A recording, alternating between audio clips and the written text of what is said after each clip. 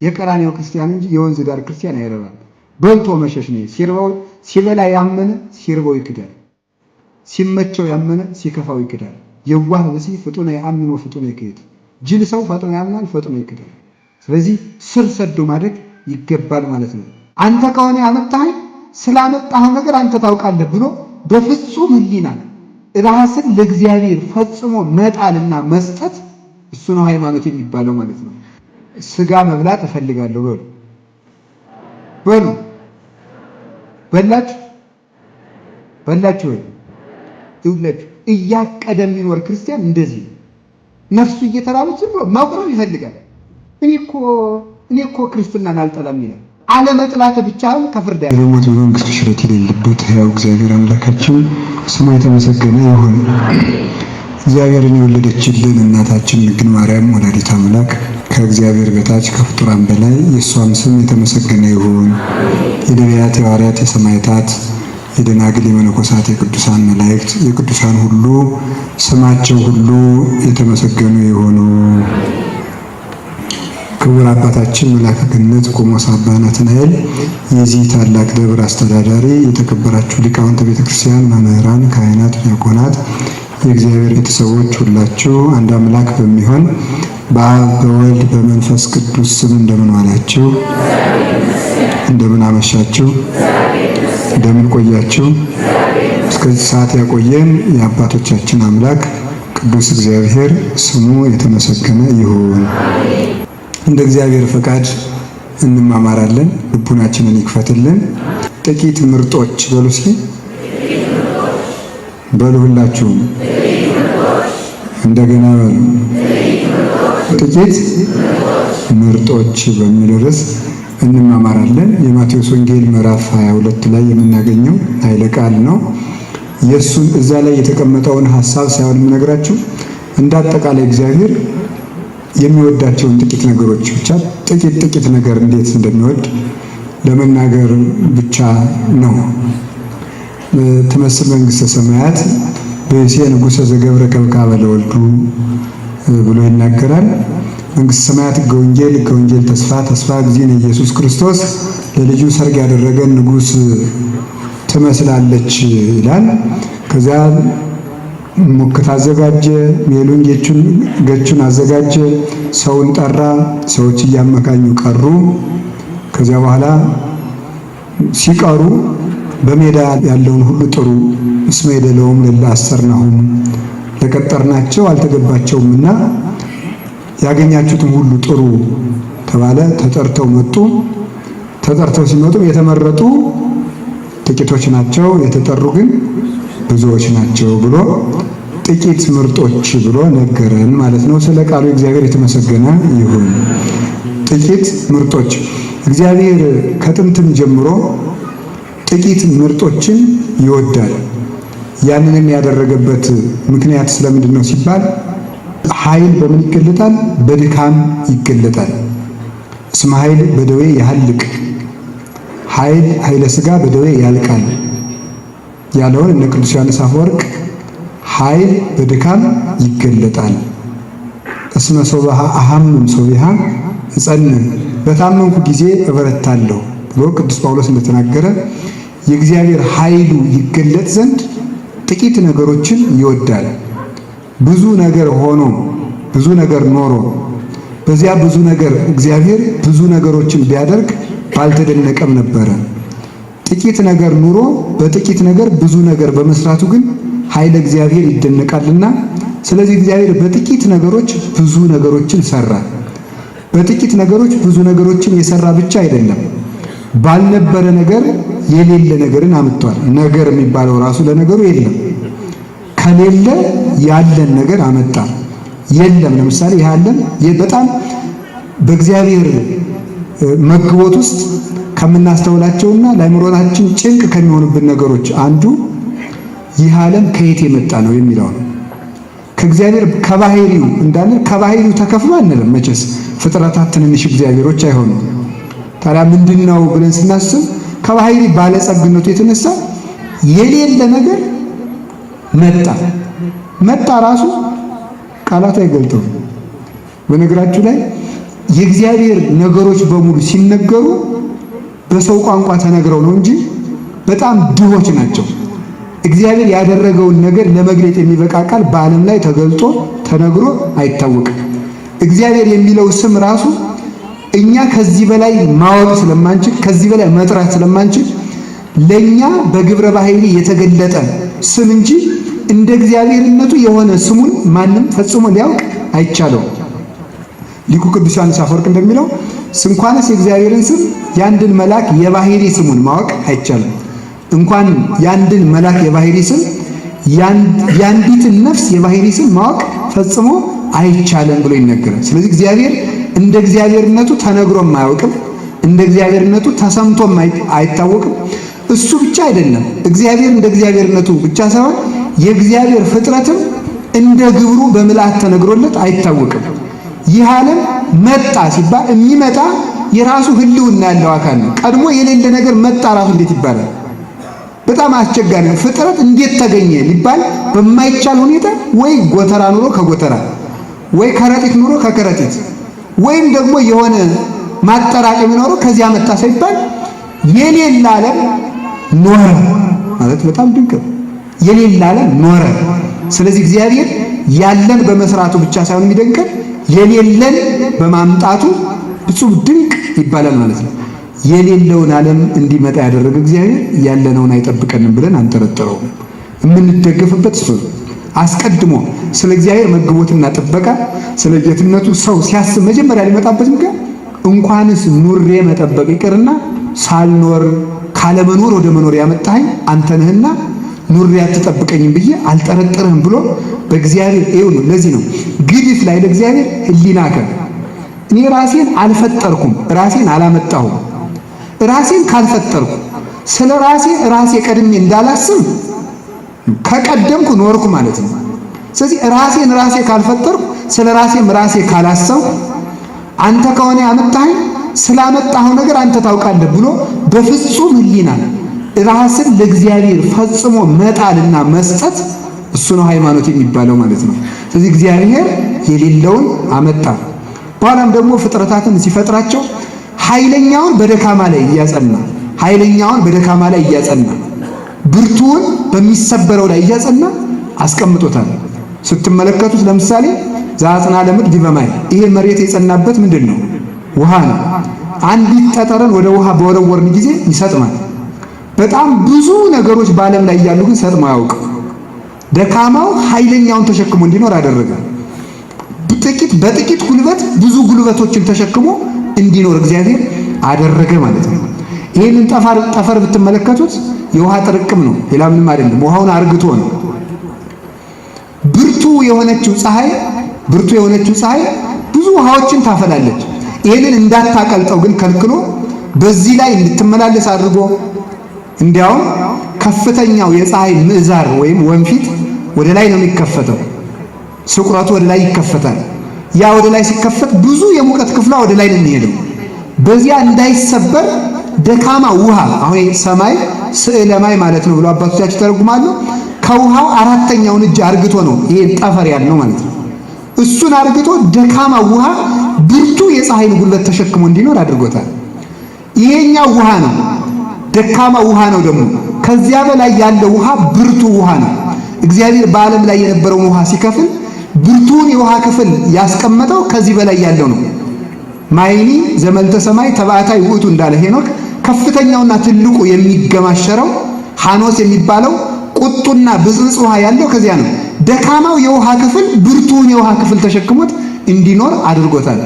ለዚህም ደግሞ ምጽናት አላበጀለትም፣ መሰረት አላበጀለትም፣ ምሰሶ አላቆመለትም። ዘረበቦ ለሰማይ ከመቀመር ሰማይን እንደ ድንኳን ወጥሮ ሲያስቀምጠው ችካል አልቸከለም፣ ገመድ አልገመደም።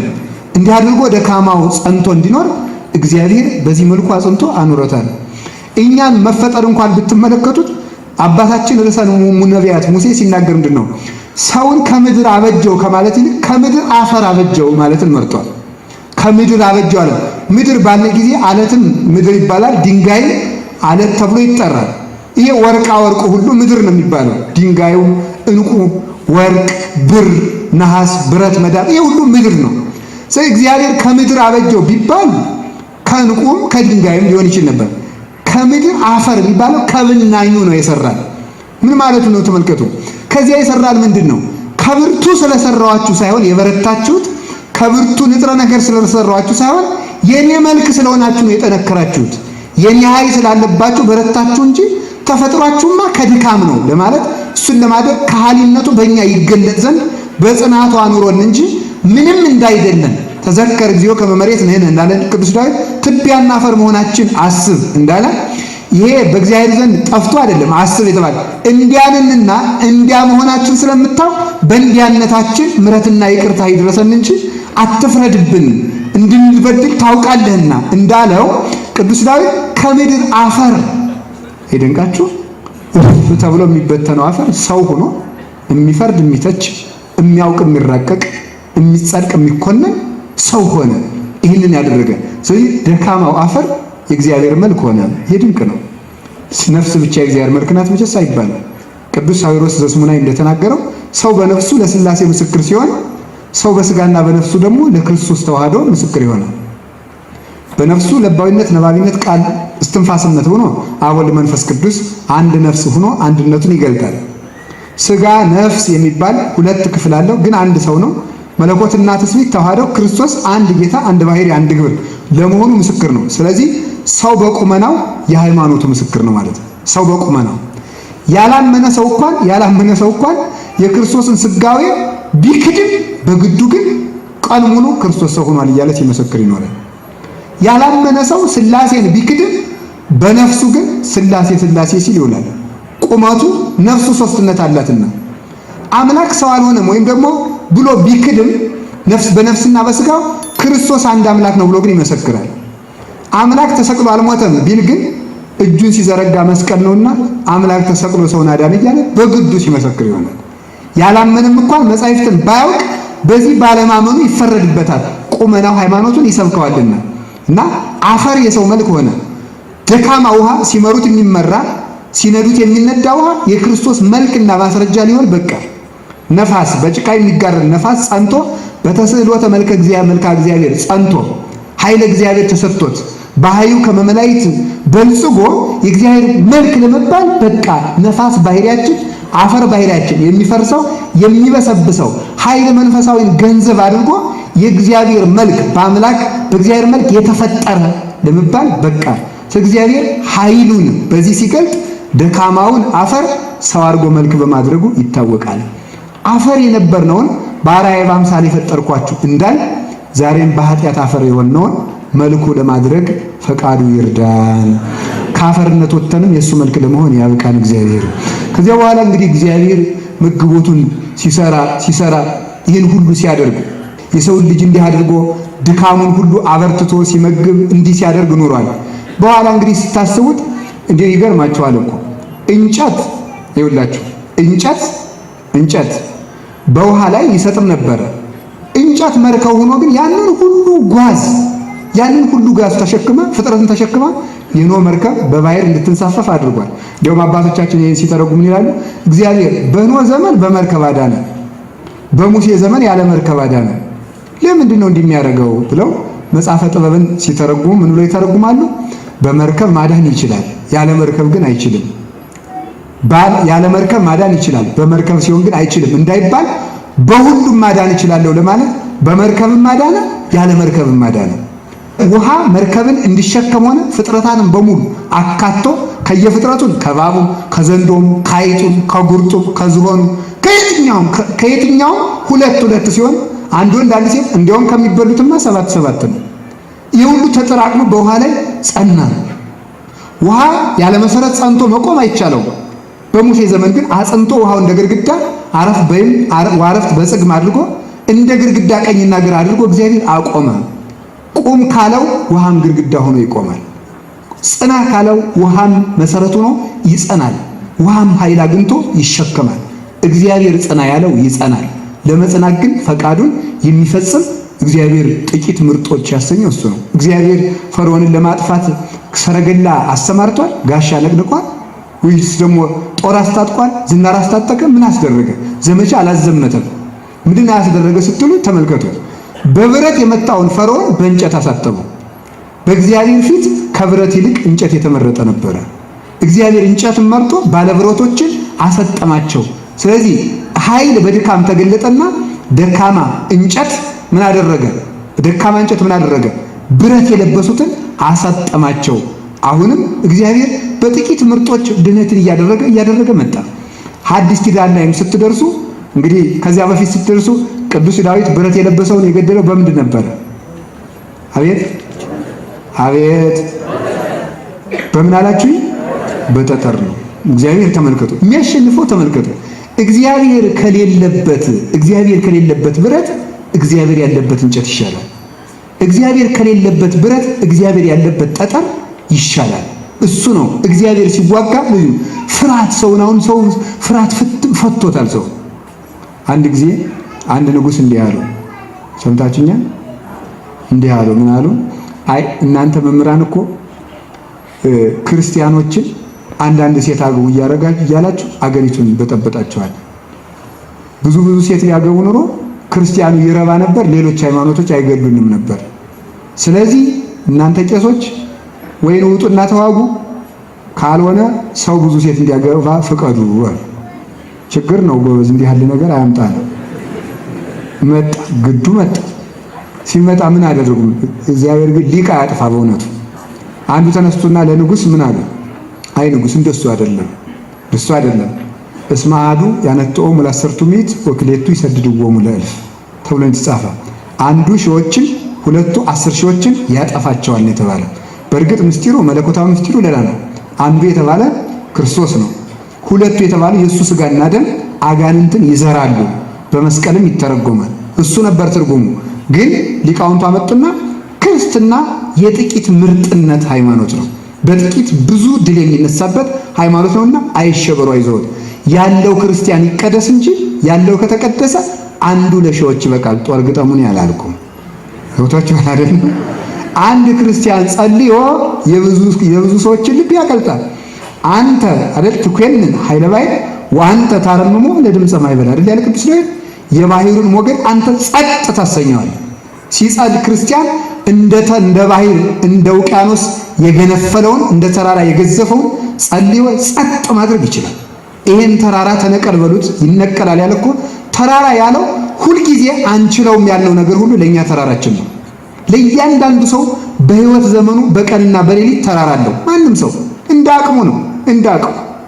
ለሰማዕታት መንኮራኩር ተራራቸው ቢሆን ለአንተ ትዳር ተራራ ይሆንብሃል፣ ስራው ተራራ ይሆንበታል፣ መጸለይ ተራራ ይሆንበታል፣ መጾም ተራራ ይሆንበታል። ግን በአምላክ ኃይል ሁሉንም ትገፉታላችሁ ተብሎ ተነግሯል። ያ ይቻላል ብለው ነበር ሊቁ የተናገሩት። ስለዚህ እግዚአብሔር ያለበት ጠጠር ቻለ። በጌዲዮን ዘመን 3000 ሰው እንግዲህ ተመልከቱ፣ 3000 ሰው ሲል ቀንስ እኔ በጥቂት ነው የማሸንፍ ብዙ ይዞ ተዋጋኝ እንዳይሉ አለ። 300 ሰው ተቀነሰ አለ። 300 ሰው ዝም ብሎ ፋና እያበራ ፊት ላካቸው ጌዲዮን። በሉ እንግዲህ ኃይል ዘእግዚአብሔር ኩናት ዘጌዲዮን ብላችሁ ዘምሩ አለ። ኃይል ዘእግዚአብሔር ኩናት ዘጌዲዮን ተብሎ ሲዘመር ምን ተባለ? ኧረ በስመ አብ አላሉ። ኧረ በስመ አብ ስለማያምኑ እንደኛ እኛ ብሎ እንዲያ ነበር ምንል እና 300 ሰዎችን ፋና እያበራ ሲልክ ፋና ወጊው 300 ፋና ወጊው የኔ ያህል ከሆነ ሰራዊቱ ምን ያህል ይሆን ብለው የባስ ተውያናችሁ አምጥታችሁ አስፈጃችሁን ብለው እርስ በርሳቸው ተቀራደው አለቁ። ግን ከ300 ጀራ ምንም ሰው አልነበረም ማለት ነው። እግዚአብሔር ተመልከቱ፣ ከኛ ሰው ቢያጣ ራሳቸውን በራሳቸው ይጨርሳል። እንዲጨረሱ ግን አንፈልግም። የቤተክርስቲያን ጠላቶች እንዲመለሱ እግዚአብሔር ያድርግልን። እግዚአብሔር ስንት ሺህ ዓመት የተሰራውን ግንብ በእልልታ ብቻ እንዳፈረሰው አልታውቁ? ይኸውላችሁ በጣም ብዙ ግንብ ከመስራት ይልቅ የሃይማኖት ጉልበት ጠንካራ ነው። እያችሁ ደካማ እልልታ ድምፅ ነው። ድምፅ የማይቀልጥ መዶሻን ማቅለጥ ይችላል፣ ግንብን ማፍረስ ይችላል፣ አለትን መሰንጠቅ ይችላል ማለት ነው። ሙሴ የተመልከቱ ውሃ ለማፍለቅ መዶሻ አይደለም የሚፈልጠው፣ በእንጨት በትሩ በእግዚአብሔር ስም በእስራኤል አምላክ ስም ብሎ ይመታታል፣ ታፈልቃለች ማለት ነው። ስም እግዚአብሔር ተራራ ይነዳል፣ አለቶችን ያቀልጣቸዋል። ዘይነጽር አለ ምድር ወይሬስያ ከመትራድ ዘይገስጹ ሙላድባር ወይጠይሱ በዓይነማቱ ሲመለከታት ምድርን ያንቀጠቅጣታል፣ ተራሮችንም እንደ ተራራ በትዕቢት የገዘፉ ነገስታትና ኃያላን በሙሉ እነሱንም እግዚአብሔር ያቀልጣቸዋል። በጥቂት የሚያሸንፍ አምላካችን እግዚአብሔር ስሙ የተመሰገነ ይሁን። እግዚአብሔር ሁልጊዜ በምን ያሸንፋል? በሉ እንጂ አይዟችሁ። አቤት በጥቂት ያሸንፋል። ኋላሳ ሲመጣ ጥቂት ነው የመረጠው። ሰው ሆኖ መጣ። ሰው ሆኖ ሲመጣ የባለጸጎች ልጆች ነበሩት፣ 24 ሰዓት ሽቶ የሚለወጥላቸው። የድሆችን ልጅ ማርያምን መረጠ። እሱ ነው በባለጸግነት ሳይሆን የድሆችን ልጅ መረጠ። ከእድሜ ባለጸጎች ይልቅ የ15 ዓመቷን መረጠ። እንዲህ አድርጎ መረጠና በንጽህና ግን ባለጸጋ የሆነችውን በቦታም ቢሆን በቤተ መንግስት ከመወለድ የከብቶችን በረት መረጠ። የከብቶችን በረት ሰዎች አጅበውት እንደ ንጉሠ ነገሥት ከመወለድ ይልቅ እንዲያውም አንድ መጽሐፍ ሳነብ ያገኘሁታል። የአፄ ኃይለ ሥላሴ ልጅ ክርስትና ስትነሳ ይባላል እና የክርስትናቸው ልጅ በለስ ገጥሟቸው 3 የድሆች ልጆችም አብረው ሆነ ክርስትናቸው እና መኳንንቱ መሳፍንቱ የለም ከጃንሆይ ልጅ ጋር እኩል ክርስትና መነሳት አይቻልም፣ በሌላ ቀን ይነሱ አሉ ይባላል። እንደዚያ ሲሉ ጃንሆይ ምን አሉ? ተው፣ ለእግዚአብሔር መንግስት አትከልክሉበት። በእግዚአብሔር መንግስት ሁሉም እኩል ነው፣ ሁሉም አንድ ነው፣ ሁሉም ትቢያ ነው ብለው እንዲያውም አንዱን ልጅ እሳቸው አንስተው ሌሎችን ልጆቻቸው ክርስትና አስነስተው እናንተ ብሎላቸው የደሃ ልጆች ነበሩ ወርቅ ለብሰው ተሸልመው እናቶቻቸውም ተመለሱ ይባላል ማለት ነው። ደስ አላችሁ እንዴ? ሰው ግን እንደው ሲበላ ለምን ደስ እንደሚለው ግራ ይገባል። እንደው ተሰጠ ሲባል ሰው ደስ ይለዋል። እንደው ይገርማል እኮ ድሆች ሰጡ ብል ግን ይከፋችሁ ነበር ማለት ነው። ጭምድድቱል ነበር። እንደው አደራችሁን በሞት ይዣቸዋለሁ ከዛሬ ጀምሮ የመብል ጊዜ ልል አትበሉ። እኔ እውነቴን ነው። የመብል 5 እንጀራ በረከተ ሲባል ድልቅ የሚደልቅ ይሄ የወል ክርስቲያን ለመቼ እንዲሆን አይጠቅም። ብዙዎቻችሁ አይደለም የቀራኔው ክርስቲያን እንጂ የወንዝ ዳር ክርስቲያን አይረባም። በልቶ መሸሽ ነው። ሲበላ ያመነ ሲርበው ይክዳል። ሲመቸው ያመነ ሲከፋው ይክዳል። የዋህ ብሲ ፍጡነ ያምን ወፍጡነ ይክድ። ጅል ሰው ፈጥኖ ያምናል፣ ፈጥኖ ይክዳል። ስለዚህ ስር ሰዶ ማድረግ ይገባል ማለት ነው። አላችሁ የላችሁም? ስለዚህ እንደዚህ አኳን እንዴው የአፄ ኃይለ ሥላሴ ልጆች እንኳን እንዲያ ተብሎላቸው የምድራውያን ነገስታት፣ እሱ ግን የልደቱ ጊዜ ያጀቡት የአህዮችና የከብቶች ትንፋሽ ነበር። እሱን ጥቂት ነገር መርጦ እነሱን አከበረ። ለድሆች የመጣ ተመልከቱ፣ ከመእድክት ተመልከቱ፣ ነፍስቶሙ ለመሃይምናን ተመልከቱ። የንጹሃን አህያ የዋህናትና ከደግነቷ የተነሳና ከትህትናዋ የተነሳ የትህትና ምሳሌ ነው። አህዮች ከበቡት የተባለ ትሑታን የክርስቶስ ምንድኖች ናቸው ነው፣ መስዋዕቶች ናቸው። ክርስቶስ ከትዕቢተኞች ሊቃውንት ከትዕቢተኞች ቅዱሳን ይልቅ ትሑት ሀጥን ይቀበላል። ትሕትና አህያ ትሕትናን ወክላ የቀረበች ናት። በሬ መስዋዕትን ወክሎ የቀረበ ነው በእውነቱ ማለት ነው። መስዋዕትን ወክሎ የቀረበ ነው። በግም ጸጥታን አርምሞንና ዝምታን ወክሎ የቀረበ ነው። ቤተልሔም ቤተክርስቲያን ወክላ የቀረበች ናት። መላእክት ምናኔ መንኖ ጥሪትንና ዝማሬን ንጽህናን ወክለው የቀረቡ ናቸው። እነዚህን ነው የምወደው የመንፈስ ድህነትን እወዳለሁ ለማለት በዚያ ተወለደ። ሲኖርም በምቾት ከመኖር ይልቅ በስደት ኖረ። ከምቾት ኑሮ ይልቅ የስደት ኑሮ በእግዚአብሔር ፊት የተመረጠ ነው። ስለዚህ ቅዱስ ጳውሎስ ምን አለ ተመልከቱ፣ እለ ይፈቅዱ ይርብሁ በሃይማኖተ ክርስቶስ። ተመልከቱ ምን አለ? በክርስቶስ ሃይማኖት ሊኖሩ የሚፈቅዱ ሊረብሁ ሊጠቀሙ የሚወደዱ ሊረቡ ሊጠቀሙ የሚወዱ ሁሉ እነሱ ይሰደዳሉ ብሎ ቅዱስ ጳውሎስ እንደተናገረ ካለመሰደድ ከርስት ሕይወት የስደት ሕይወት በክርስቶስ ዘንድ የተመረጠ ነውና ለዚያው ተሰደደ። ሲኖርም ለራሱ መጠጊያ ሳይኖረው የቀበሮ ጉድጓድ እንኳን አላት ተብሎ መንፈሳዊ ትርጉሙን እንተውና በተባለበት ምክንያት እሱ ግን ተራራ ላይ እያደረ አስተማረ። አላችሁ የላችሁም? እግዚአብሔር ከሁላችን ጋር ይሁን።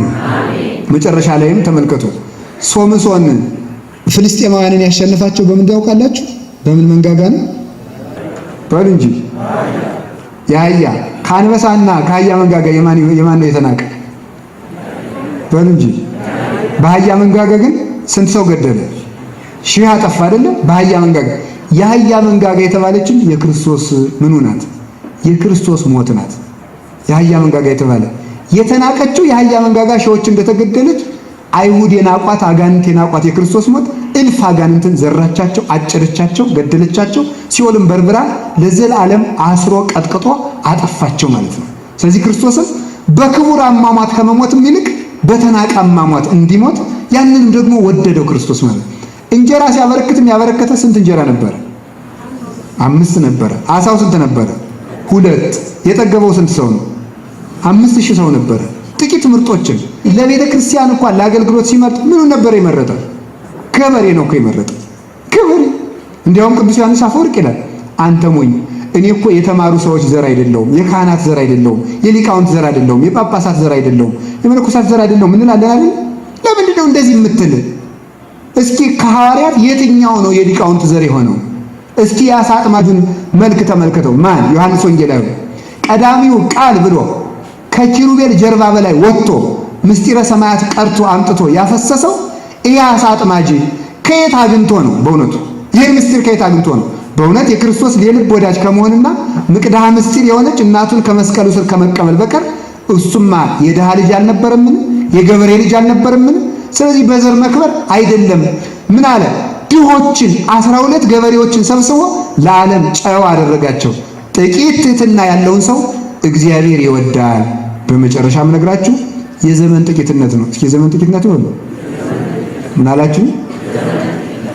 እግዚአብሔር የፈጠረው ዛፍ ስንት ነው? እስኪ ንገሩ። ምን አላችሁ? እስኪ አናውቅም በሉ። በሞቴ እንደሱ በሉ እኮ ብያችሁ ነበር። አናውቅም በሉ በሉ፣ አይዟችሁ። እግዚአብሔር የፈጠረው እህል ስንት ነው? በሉ እንጂ።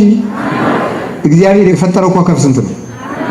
እግዚአብሔር የፈጠረው የሰው ብዛት ስንት ነው? አውሬ በሉ ቁጠሩ። ጅብ፣ በሬ። እስከ ዛሬ ድረስ ዓለም ከተፈጠረ ስንት በግ ተበልቷል? ታውቃላችሁ እንዴ? አናውቅም አይደለም? በእውነቱ ማለት ነው። ያንዱን የፍጥረት ነገድ እንኳን ቁጥር ፈጽመን አናውቅም። ግን አታካች የሆነውን ቁጥር ስንት ቀን ሰራው ብንል 6 ቀን። በቃ ዓለም ማለት ጥቂት ምርጥ ብዙ ዓመት። እውነት የእግዚአብሔር ሰዎች ብዙ የተረገመ ዓመት ከምትኖሩ ጥቂት የተባረከ ዓመት ያኖራችሁ እግዚአብሔር። 6 ቀኖች ዓለምን አዘጋጀባቸው እግዚአብሔር። 6 ቀኖች ዓለምን በ33 ዓመት እድሜ ዋጅ። እስቲ ከ33 ዓመት በላይ እድሜ ያላችሁ እጃችሁን አውጡ። አውጡ ከ33 ይሄ እድሜ ዓለም የዳነበት እድሜ ነው። ስለዚህ የእግዚአብሔር እድሜው በምድር ላይ የተቆጠረለት እድሜ 33 ዓመት እድሜ ነበር። እሺ 15 ዓመት በላይ የሆናችሁ ሴቶች አውጡ። 15 ዓመት በላይ የሆናችሁ ኧረ ተው አውጡ እንጂ። በጣም ግሩም ነው። እሺ 15 ዓመት ማለት ድንግል ማርያም ለአምላክ እናትነት የበቃችበት እድሜ ነው። እናንተ የምታውደለድሉበት እድሜ ማለት ነው። የምታውደለድሉበት፣ ሰው የምታታልሉበት፣ የምታጭበረብሩበት እድሜ የአምላክ እናት ለመሆን የበቃችበት ጊዜ ነው። በጊዜ ቁም ነገር ያዙ። እግዚአብሔር በጥቂት ጊዜ ብዙ ቁም ነገር ሰራ። እስኪ የተሰቀለበትን ጊዜ እናስበው። ለመሰቀልስ በወርቅ ተሰቀለ፣ በዕንቁ ተሰቀለ፣ በብር ተሰቀለ፣ በእንጨት። አያችሁ፣ ከብዙ ወርቅ ይልቅ የተናቀ እንጨትን፣ የሚሰበር እንጨትን መረጠ። ለጸዋሪ ሰማያት ወምድር ጾሮ እጽድቁ ማለት ቅዱስ ቄርሎስ ሰማይና ምድርን ያጸናውን ደካማ እንጨት ተሸከመው አለ። ተሸከመው ለመንበርነት የመረጠው እንጨት ነበረ። መስቀል የክርስቶስ መንበር ነው። ስንቱ መስቀል መንበረ ነበልባል ዘኪሩቤል ቢስ አምሳለ ስምኪ ማርያም ርቧ ሀያት ወገጽ እንዳለ አባት ድንግል ይህ መስቀል የኪሩቤል ባልንጀራና ቢጸ እግዝእትነ ማርያም የሆነ የእግዚአብሔር ነበልባላዊ መንበር ነው። ክርስቶስ መስቀሉን መንበር አድርጎ ቀድሶ ጌትነቱን የገለጠበት፣ ምድርና ሰማያትን የገዛበት፣ የሰማይ ሰራዊትን አርግፎ የሚረግፉትን አርግፎ ብርሃናቸውን ነስቶ ማለት ነው። ጨረቃንም ደም አልብሶ ከዋክብት ፀሐይን አጨልሞ ሰማይን ገዛበት። በምድር ደግሞ 4 ታምራትን አድርጎ ምድርና ሰማያትን የሚገዛ አምላክ ነኝ ብሎ የፈረደበት ጥም ይብቃ። ሕይወት ተጠምጠን ነበርና ደሙን ሰጥቶ ጥም ይብቃ። የሕይወት እንጀራ ተርበን ነበርና እንጀራውን ተመልከቱ። መስቴ መኮንን የፈራጅ መጠጥ መስቴ መኮንን ፈራጅ መጠጥ ጥም ይብቃ ብሎ የፈረደ መጠጥ ነው የክርስቶስ ደም። ጥም ይብቃችሁ ብሎ የፈረደልን ከመስቀሉ ዙፋን ላይ ሆኖ ነው። ረሃብ ይብቃላችሁ ብሎ የፈረደልን እሱ ነው። ግፍ ይቁምላችሁ ብሎ የፈረደልን፣ በገፉን አጋንንት የፈረደባቸው ለተገፋለኛ የፈረደልን መንበሩ መስቀል ነው። ክርስቶስ ግን መንበር ሲያደርግ እንደ ነገስታት ወርቅና ዕንቁን አላደራጀም። የእንጨት መንበር አዘጋጀ። ጥቂት የተመረጠ አያችሁ፣ እንጨት በጉልበቱ ጥቂት ነው። ይህ ግን ክርስቶስ ስለተሰቀለበት በኃይሉ ግን የማይቆጠሩ ኃያላን አጋንንትን አደከማቸው። ወነሰቶሙ ለኃያላን እመናብርቲሆሙ እንዳለች እመቤታችን ኃያላን አጋንንትን በፈሪሳውያን ይተረጎማል። ኃያላን አጋንንትን ማደሪያ ካደረጉት ከሰው ልጅ ልቡና አሰድዶ ሰደዳቸው። ገለበጣቸው፣ መንበራቸውን አጠፋ፣ ማይደርነቱን ለራሱ መለሰ። ተመልከቱ። ስለዚህ ነው የተሰደደው ሕፃን ለስደተኞች ተስፋቸው ነው የተባለው። ስለዚህ ነው አጋንንትን የገለበጣቸው በዚህ እንጨት ነው፣ የወጋቸው በዚህ ነው። ይህን መስቀል ያስታጠቀን እግዚአብሔር የተመሰገነ ይሁን። እንዲያውም አባቶቻችን ዘኬዎስ ቁመቱ አጭር ነበር አይደል? ነው ረጅም ግን ምን ይፈልግ ነበር? አቤት ጌታን ማየት ይፈልግ ነበር አይደል? አሁን መጽሐፍ ቅዱስ ስለ ቁመት ተጨንቆ ነው። ዘኬዎስ ቁመቱ አጭር ነው፣ ቁመቱ አጭር ነው ግን ጌታን ማየት ይፈልጋል ማለት መጽደቅ እየፈለገ መጽደቅ ያቃተው ክርስቲያን ነው። ክርስቶስን ማየት ይፈልጋል ግን ቁመቱ አጭር፣ ልቡ ያጠረበት፣ ልቡ ያጠረ ማታ ማስቀደስ ያምረዋል፣ ማልዳ መስፈን ይመጣበታል። ልቡ ያጠረበት ጧት ተክሊል ያስባል፣ ማታ ዝሙት ያስባል። ማልዳ መመጾት ይፈልጋል፣ ማታ መስረቅ ይፈልጋል። ማልዳ ማመን ይፈልጋል፣ ማታ መጠንቆል ይፈልጋል። ማልዳ አንድነት፣ ማታ መለያየት። ማልዳ ታቦት፣ ማታ ጣዖት የሚሆነው ግን እኮ ልብ እኮ መጽደቅ ይፈልጋል። ግን ቅዱስ ዮሐንስ አፈወርቅ ምናል ኢትበል ፈቅድ ባይቲቱ አላ ተገበር እወዳለሁ ብቻ እያልክ የምትኖር አትሁን። አንተ ሰው ሐናጺ መሆን ብትፈልግ ግን ሐናጺ መሆን በመውደድ ብቻ ሐናጺ መሆን ትችላለህ ይላል ሊቁ ነው ያለ፣ እኔ አይደለሁም። መርከብ መንዳት ብትፈልግ አንተ ሰው ዝም ብለህ መርከብ መንዳት እፈልጋለሁ በማለት እስኪ ሁላችሁ አላችሁ። እስኪ ሁላችሁ ጾም ነው እንግዲህ ችግር የለም፣ ነገ እየመጣ ነው ይዟችሁ። ስጋ መብላት እፈልጋለሁ በሉ በሉ።